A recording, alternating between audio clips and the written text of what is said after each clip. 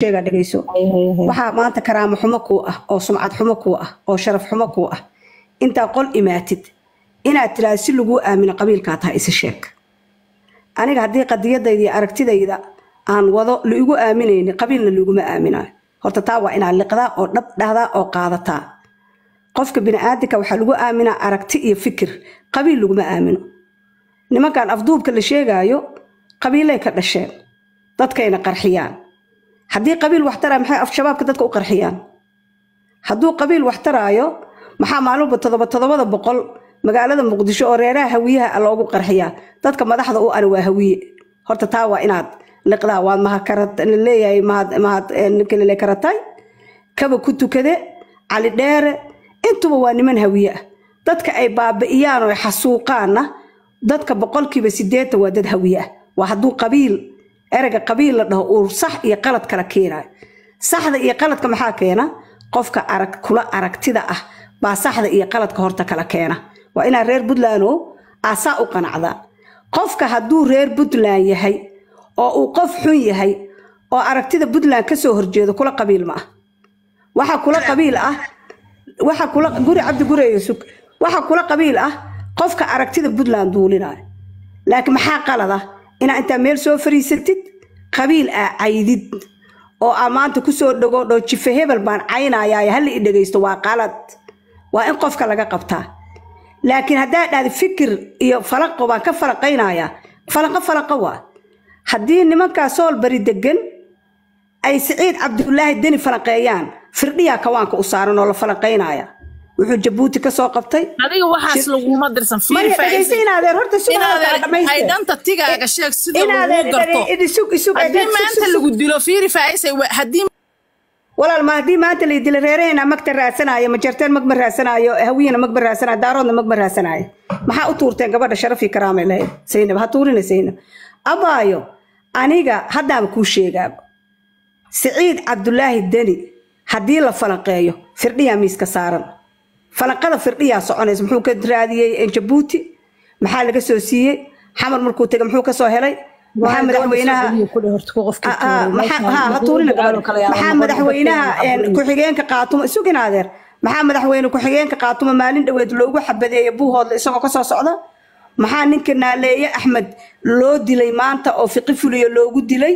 sabab loo dilay maxay ahayd ninka naaleeye Axmed xalay buu imaaday fiqi fuliye maanta yaa dilay lafteed dishay waa la isfalaqayna hadii la dhaho Puntland gaaja ka jirta laas aana gudaheed waxa ka jiraan sheegayna akhrinayna hadii la dhaho Puntland qabiilada jooga ha kala baxaan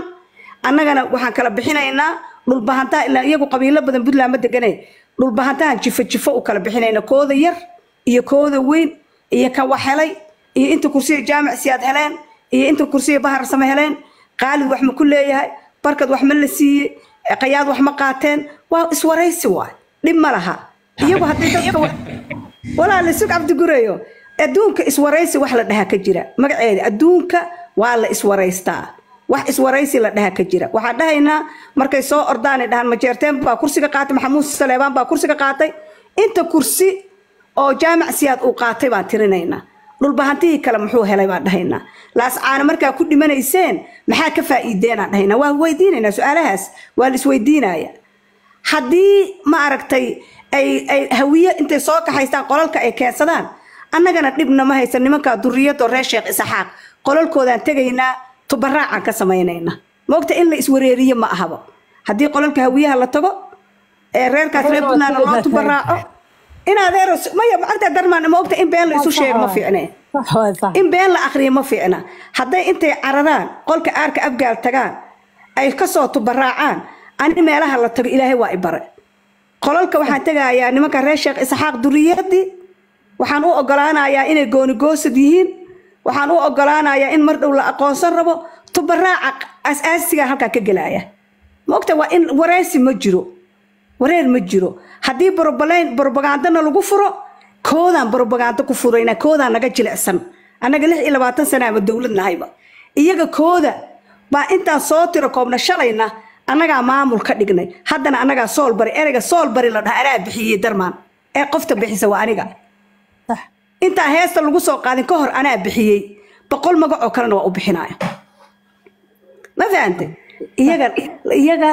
af muslim iyo af gaala mid baa laga rabaa anaga dawladda federaalka is dagaalsanahay dagaal federaalka ku jirna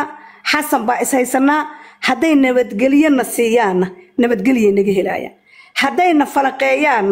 aniguna sool bari waa falaqeeyna inta soo kuuso on dhul walba ka qaasiraan cali faadha dad u jeclaa habaryar u ah maalin ba intay qarracantay kor soo fuushay waxay tir habaryar waxaan ka baxayaa social media ama iga daa falaqada anigu falaqa meel u soo fariisanay adduunka inta ku soo ajujuubo oo saddex degma gacanta u geliyo baa neeftan ku dhajinaya sharcina aan la tigsana waliba sharci iyo dastuur baan albaabada ugu garaacaya iyo inaysan waxba noqonayn noloshooda ma fahamtay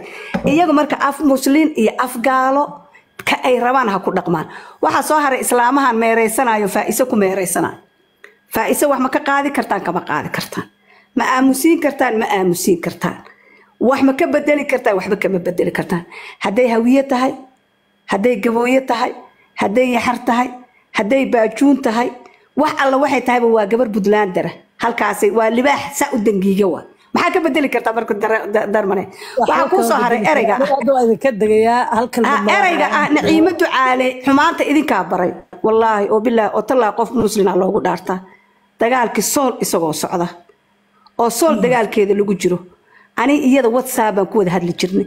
naciimo nacaybka ay majeerteen u qabto inaysan u qabin isaaq xabada ku ridaayo intay ila soo hadasho baa waxa dhigi jirnaa dagaala lagu jiraaye markan hartaha kala furfurine in adeeray ka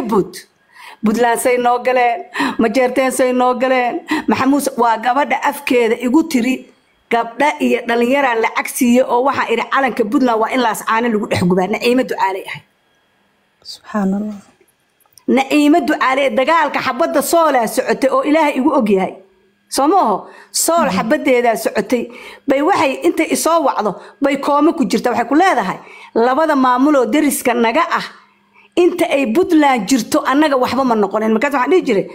nimanka majeerteenka difaac ay ku jiraan oo sirintii ku jiraan waa inaad walaalay ka bood oo iska daa oo faraha ka qaad oo iska dhaaf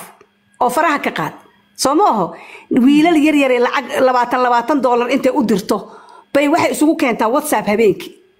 waxay ku beertaan nacaybka majeertay waxay tiraahdaa anigu shaqaan hayaa groupki WhatsApp kan galaa ciyaalka yar yar ko say walaahiga baan waxaan uga sheekeeyaa taariikhda majeerteenka ah baan uga sheekeeyaa maxaa anaga social media nagaga hadalsiiyay wax badan baa ogna anaga marka xaq aan u leenahay ciyaalka majeerteenka iyagana taariikhdooda inaan uga sheekeeyo saamax anigu hadda qabiilkaaga runtii qabyaalad kama wadin just marka walaal waa kaas maadaama barbagandadii badatay un baa islaha waxba walaal waxba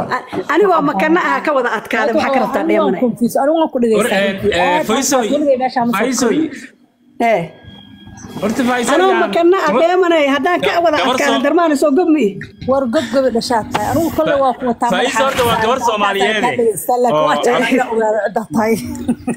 way ara jeclaan laakiin hadda ka war aniga gabar Puntland ah intaas ha ku deeqo anigu waxa aaminsanahay qof kasta oo Puntland inaan nacam isku qadiyadnahay ma fahanto reer Puntland marka waxba